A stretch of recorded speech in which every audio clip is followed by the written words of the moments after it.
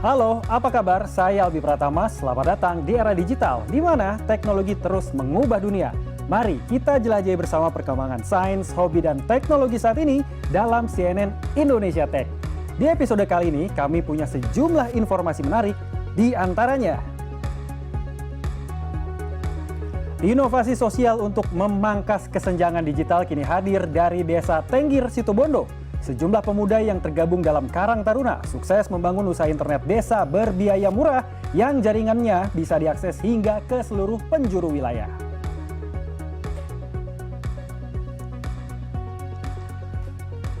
Perlombaan untuk menghadirkan robot humanoid di dunia nyata kian kompetitif. Sebuah perusahaan rintisan asal London, Inggris bernama Humanoid mengklaim telah menciptakan otak kecerdasan buatan yang mampu mengajarkan keterampilan fisik baru pada robot hanya dalam hitungan hari. Penasaran? Karena itu langsung saja kita mulai CNN Indonesia Tech sekarang.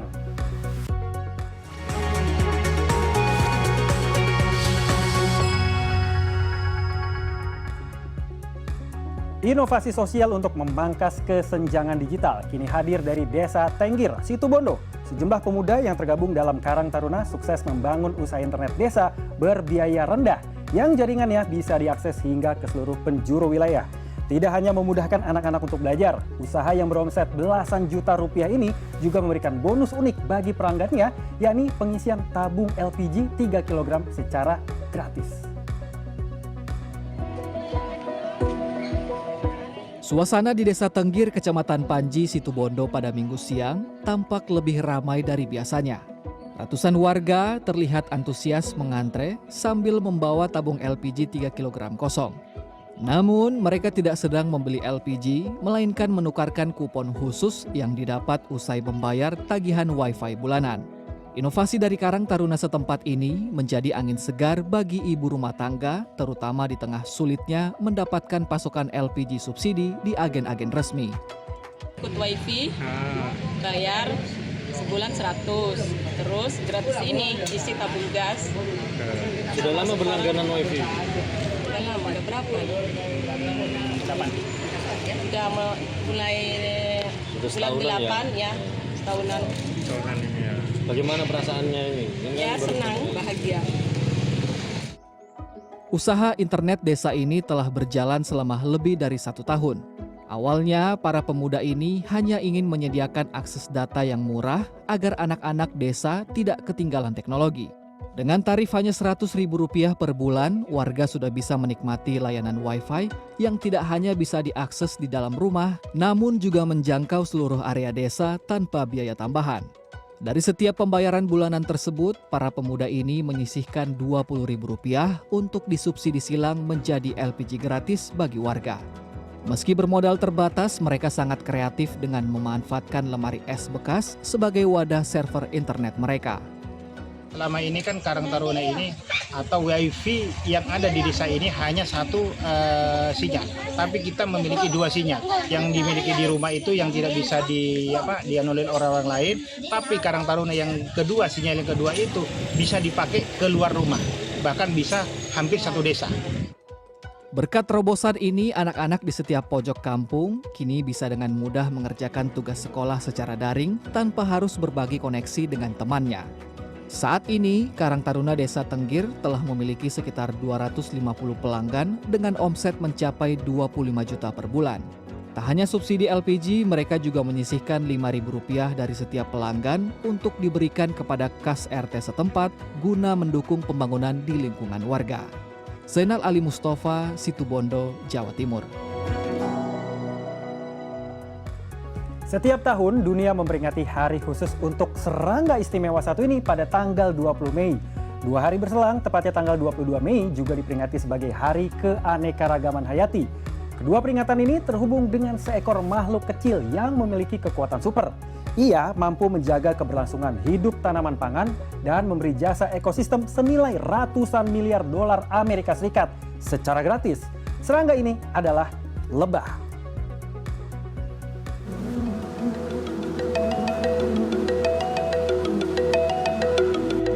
Jika ada sebuah pertanyaan, kata apa yang terlintas di pikiran kita jika mendengar kata lebah? Sebagian besar akan menjawab dengan beberapa pilihan di antaranya. Madu, sengat, sarang, alergi, atau mungkin lari. Tapi ternyata lebah bukan hanya bisa menyengat atau menghasilkan madu. Kita coba belajar di tempat ini ya. Ini adalah lokasi pembudidayaan lebah yang berada di wilayah Dramaga, Kabupaten Bogor, Jawa Barat. Tempat ini dikelola oleh Eureka atau biasa disapa Reka yang lebih populer dengan sapaan Pak Lebah. Menggeluti pembudidayaan dan pemanfaatan potensi lebah sejak 2006, Reka memahami betul bahwa madu sejatinya hanyalah bonus tambahan dari peran utama atau kekuatan super para lebah, yaitu sebagai polinator alias serangga penyerbuk. Tidak hanya madu yang bisa bernilai ekonomi, peran utama lebah sebagai penyerbuk juga bisa menghasilkan cuan. Reka sempat membuat jasa sewa lebah untuk penyerbukan tanaman produksi di beberapa wilayah di Indonesia. Kini, Reka lebih nyaman jika para kelompok tani membeli putus koloni bibit lebah agar para lebah bisa berkembang di habitat barunya tersebut. Sehingga lebah-lebah ini bisa mengerahkan potensi kekuatan supernya untuk menjaga keberlangsungan tanaman pangan di wilayah itu. Jadi sistem sewa itu biasanya untuk penyerbukan, Pak. Jadi seperti halnya stroberi, nah, itu kita sewakan. Kemudian ada vanili, kita sewakan. Nah, setelah kurun waktu yang cukup lama, maka sekarang sistem di Madu Pak Lebah sudah tidak sewa lagi, tapi jual beli. Karena sudah ada hasilnya. Dari hasil dengan penyerbukan menggunakan angin atau menggunakan alat-alat yang lain, ternyata dengan penyerbukan menggunakan lebah itu lebih optimal. Jadi hasil secara kuantitatif, jumlah itu lebih banyak hasilnya. Seperti itu. Akhirnya mereka beli bibit. Mereka belikan bibit, seperti itu. Karena sudah merasakan manfaat dari lebah itu. Ini udah usia berapa nih Pak? Ini usia kurang lebih di sini kurang lebih 6 bulan. 6 bulan. 6 bulan seperti Oke, jadi kalau selama ini kita tahu adalah madu itu yang kita gunakan atau potensi yang kita manfaatkan itu lebah. Iya. Padahal mereka misi utamanya adalah penyerbukan. Penyerbukan. Ya, ini ahli Betul. penyerbuk ya. Iya betul. Dan Jadi menyerbukan. mengkonservasi lebah artinya menjaga masa depan pangan kita Pak. Betul menjaga pangan Iya. kita. Ini madunya. Nih kita langsung icipin madunya ya. Nah, Salah. Kita icip sekarang. Oke. Kita cek dulu. Ini madu dari pohon apa Pak? Dari kapuk randu. Kapuk randu. Dari kapuk Manis randu banget. sedang berkembang di sini. Mau nyobain madunya. Secara global, terdapat sekitar 20.000 spesies lebah. Jasa polinasi mereka diperkirakan bernilai 171 miliar dolar per tahun. Bahkan, di beberapa wilayah di Tiongkok, penyerbukan manual sudah dilakukan karena kekurangan lebah, dengan biaya hingga 300 dolar per hektar. Bandingkan dengan polinasi alami oleh lebah yang tanpa biaya alias gratis. Sayangnya populasi lebah terus menyusut akibat hilangnya habitat, penggunaan pestisida, perubahan iklim, hingga ancaman baru seperti mikroplastik dan polusi cahaya. Di Indonesia, keanekaragaman lebah menjadi perhatian khusus para peneliti di Badan Riset dan Inovasi Nasional. Koleksi ilmiahnya menjadi acuan dan pertimbangan masa depan kelestariannya. Kalau kita bicara tentang lebah nih Pak Eko, sebetulnya apakah menjadi serangga atau binatang yang spesial di penelitian BRINS? Iya, karena kita juga punya koleksinya juga, dan kebetulan juga lebah yang seperti kita tahu adalah penghasil madu juga, terus penyerbuk juga, dan juga menghasilkan keanekaragaman hayati, artinya bisa berkesinambungan tumbuhan yang ada di hutan dengan serbuknya itu. Salah satu peneliti yang berdedikasi kepada lebah adalah Sih Kahono. Sekurangnya, sudah 41 tahun Sih Kahono menjadi peneliti serangga super ini. Menurutnya, lebah diciptakan dengan tubuh yang spesial untuk berperan terhadap keberlangsungan bumi. Jadi fungsi dari lebah untuk sebagai penyerbuk itu memang didukung, bukan hanya perilakunya memang suka ke bunga, tapi juga mempunyai morfologi, struktur tubuh yang dia mendukung fungsinya untuk memindahkan polen dari bunga jantan ke bunga betina. Dan itu didukung oleh kondisi tubuhnya. Jadi tubuhnya ini ada rambut-rambut yang pendek yang meliputi seluruh tubuh. Ini satu hal yang luar biasa. Kemudian kaki bagian depan kebetulan tidak kelihatan ya. ini untuk menyapu, mengumpulkan dari bunga jantan maupun dari tubuhnya menjadi satu. Setelah itu dibawa oleh kaki tengah, dikumpulkan di bagian belakang dari kakinya sebelum dia dibawa ke sarang. Tentu efeknya kepada food resource kita, sumber makan juga bukan untuk manusia saja, tapi juga untuk hewan, untuk lingkungan, dan sistem biologi di alam. Makhluk kecil ini tidak pernah meminta bayaran atas jasanya. Setiap hari, dia terbang dari satu bunga ke bunga lainnya untuk menjaga hidup tanaman pangan, menjaga kekayaan ragam hayati, bahkan menjaga isi meja makan kita. Yogi Tujuliarto, Wahyu Ramadan, Jakarta. Perlombaan untuk menghadirkan robot humanoid di dunia nyata kian kompetitif. Sebuah perusahaan rintisan asal London, Inggris bernama Humanoid mengklaim telah menciptakan otak kecerdasan buatan yang mampu mengajarkan keterampilan fisik baru pada robot hanya dalam hitungan hari. Nantikan informasinya usai jeda berikut. Tetaplah di CNN Indonesia Tech.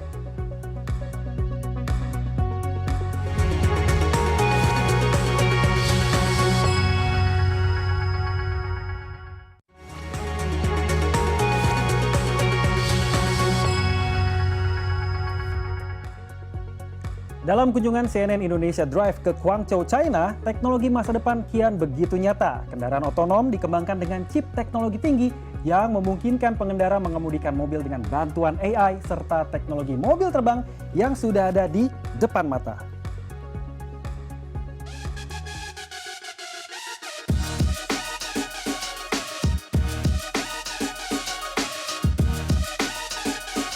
Inilah Xpeng P7, sedan listrik futuristik yang juga cerdas dengan kemampuan kemudi otonom yang tengah dipersiapkan untuk pasar global.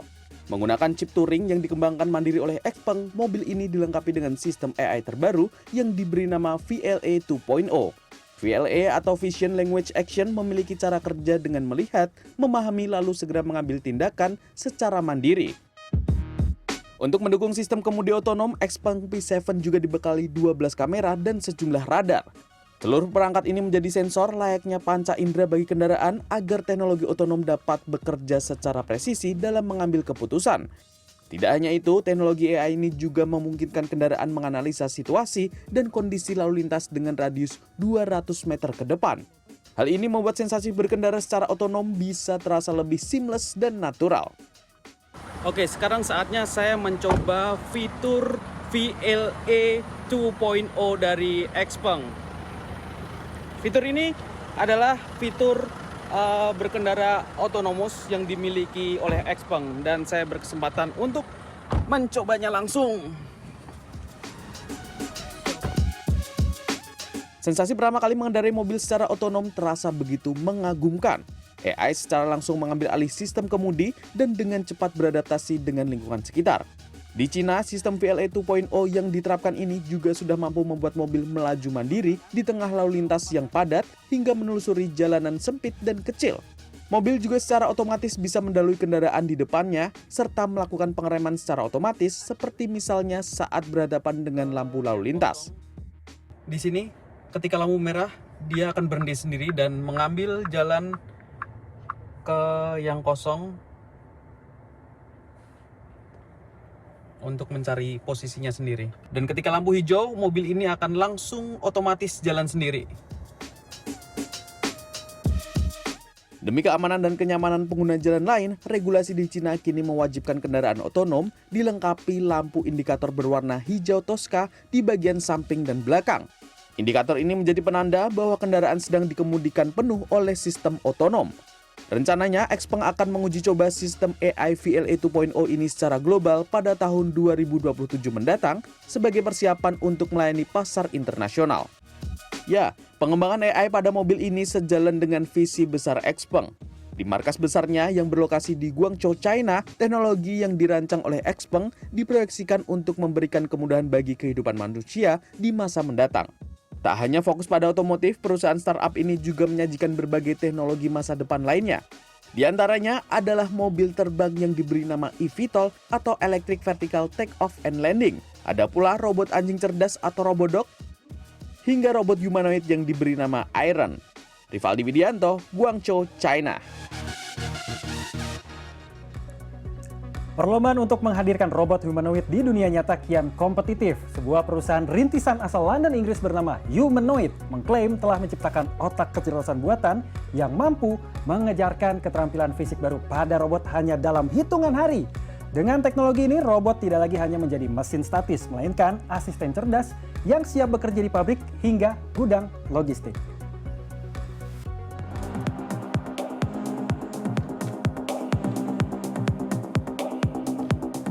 Di sebuah kantor di London, sebuah robot bernama Alpha bergerak luwes mengayunkan lengan hingga menjabat tangan manusia. Ini bukan sekadar pamer kemampuan, melainkan demonstrasi dari sistem kecerdasan buatan terbaru yang disebut sebagai True AGI atau Artificial General Intelligence.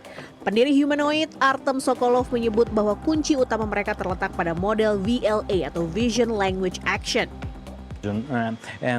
We've built our own proprietary VLA model, Vision Language Action model, that help robots do different tasks in real world with human speed. And this is, and also robot can learn new skills, new use case, even in couple of days. We just need to put a little bit additional data from this type of new use case, and robot can do whatever you can imagine. And this is a secret sauce. Berbeda dengan perusahaan lain, Humanoid mengembangkan seluruh ekosistem secara mandiri, mulai dari perangkat keras, model AI, hingga aplikasi integrasi. Chief Technology Officer Jared Cannon menegaskan bahwa teknologi pemicu utamanya adalah sistem kontrol dan algoritma, bukan sekadar desain fisik. So when we say that we trained the robot to walk in just 48 hours, what we actually did was we created this very high fidelity model of the robot, not just the surface level features, but also how do the individual actuators, the motors work themselves, what are the detailed dynamics of how those actually work, and you specify that very cleanly, and then you run massively in parallel, literally thousands of parallel simulations, where the robots are using something called reinforcement learning to try and learn how to walk, how to stay balanced, how to achieve these different activities that we've programmed them. Pendekatan ini juga digunakan untuk mengajarkan tugas-tugas industri seperti memindahkan barang di gudang atau komponen di pabrik otomotif. Once you know how to control all the joints in the system, there's a higher level AI brain. We have the Kinetic AI system, which is our AI brain that runs on all the different robots, and that's the one that learns from these data demonstrations and commands the whole body controller to control all the joints to accomplish whatever task we need to accomplish, whether that's doing machine feeding or picking totes or moving fenders in an automotive factory. Basically, if you can demonstrate to the robot how to perform this task yourself, then the robot can learn how to perform that task. This is basically the big unlock that makes this a commercially viable system. Humanoid menargetkan penggunaan industri terlebih dahulu seperti logistik dan manufaktur. Mereka berencana memulai produksi massal pada tahun 2027 dengan harapan dapat mengubah paradigma kerja di sektor industri global. Tidak hanya di sektor industri, teknologi robot humanoid kini mulai merambah sektor retail di Jerman bagian selatan. Sebuah robot bernama Scotty hadir untuk membantu pelanggan di toko perlengkapan rumah. Kehadirannya jadi gambaran masa depan saat adanya kolaborasi antara manusia dan mesin di dunia kerja. Nantikan informasinya usai jeda berikut, tetaplah di CNN Indonesia Tech.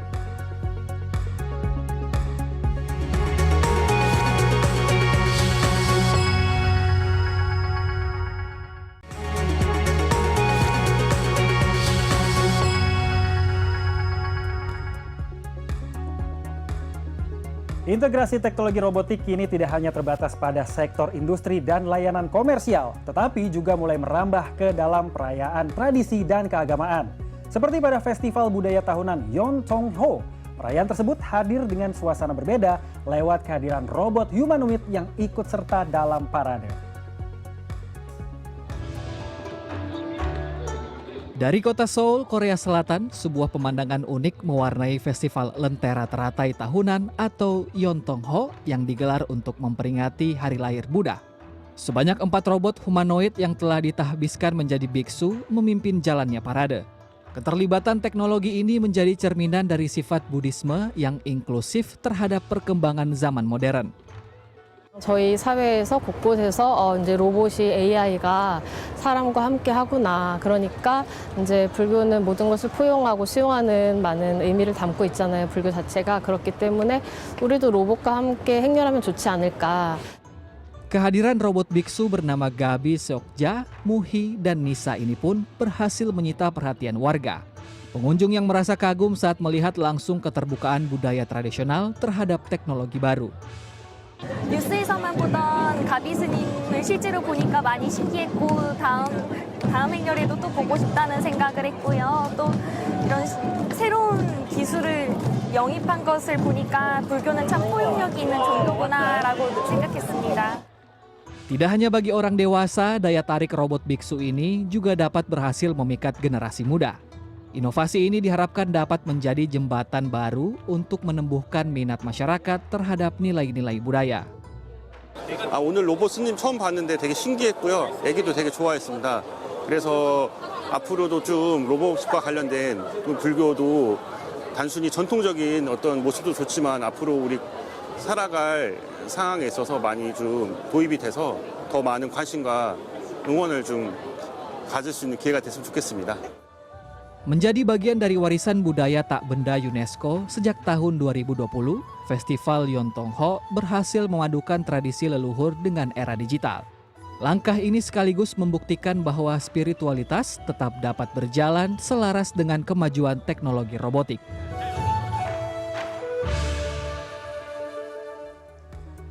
Teknologi robot humanoid kini mulai merambah sektor retail di Jerman bagian selatan. Sebuah robot bernama Scotty hadir untuk membantu pelanggan di toko perlengkapan rumah. Kehadirannya menjadi gambaran masa depan tentang kolaborasi antara manusia dan mesin di dunia kerja.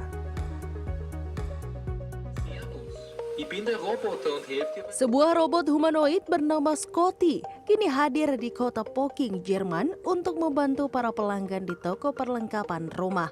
Meskipun memiliki logat Austria yang khas, robot buatan Tiongkok ini mampu menjawab pertanyaan, mengenali denah toko, serta mengantarkan pengunjung ke area produk yang dicari.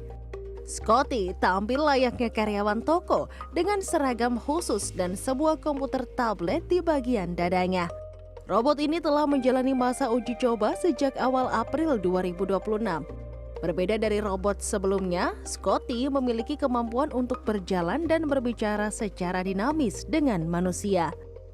Er kann im Moment laufen, agieren, wir können ihm Dinge beibringen. Er hat mit den verschiedenen Geräten natürlich Interaktionsprofile, die er abrufen kann. Er kann seine Persönlichkeit verändern. Wir müssen die Persönlichkeit verändern, aber er macht's mit. Und er ist im Prinzip eine Art Helferlein, dessen ein kollaboratives System zwischen Mensch und Maschine tritt. Proses pemrograman dan pelatihan dilakukan oleh tim dari Labland.ai di bawah arahan Florian Weisebaume. Dengan harga pembelian sekitar 80.000 euro atau setara 1,64 miliar rupiah, biaya operasional robot ini dianggap sangat ekonomis jika dibandingkan dengan masa pakainya. Meski sempat dianggap menakutkan oleh sejumlah karyawan, kini Scotty telah menjadi maskot yang disukai. Para pelanggan juga mulai terbiasa dengan kehadirannya. Am Anfang haben wir ihn total gruselig gefunden. Er läuft auf dich zu, bleibt kurz vor dir stehen und das ist ein wenig gruselig gewesen. Aber mittlerweile haben wir uns unser Maskottchen gewöhnt. Also es ist mittlerweile darf man uns wirklich freuen, wenn er öfter kommt. Selain di toko perlengkapan rumah, Scotty juga diuji coba di toko telekomunikasi sebagai manajer penyambut. Di sana, ia beradaptasi dengan kepribadian baru menggunakan suara perempuan untuk menyapa dan mengarahkan pengunjung. Saat ini, Scotty masih dikendalikan secara jarak jauh melalui sistem cloud computing.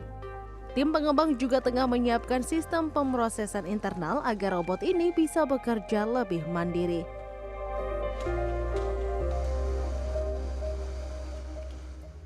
Dan informasi tersebut menutup CNN Indonesia Tech kali ini. Saya Albi Pratama, pamit undur diri. Sampai jumpa minggu depan, CNN Indonesia menghubungkan Anda dengan inovasi terbaru.